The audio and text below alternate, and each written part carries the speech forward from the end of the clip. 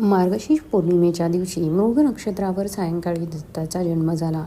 म्हणून या दिवशी दत्ताचा जन्म उत्सव सर्व दत्तक्षेत्रात साजरा होत असतो. दत्त जयंती या दिवशी दत्ततत्व हे पृथ्वी तलावर नेहमीच्या तुलनेत 1000 पटीने जास्त कार्यरत असते.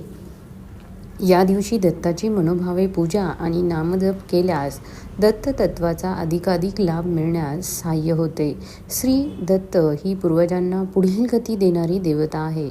त्यामुळे ओम श्री गुरुदेव दत्त हा नामजप नियमित केल्यास किंवा दिगंबरा दिगंबरा श्रीपादवल्लभ दिगंबरा हा नामजप केल्यास पूर्वजांच्या त्रासापासून आपले रक्षण होते व दत्त जयंती साजरी करण्यासंबंधाने शास्त्रोक्त अशा विशिष्ट विधी आढळून येत नाही.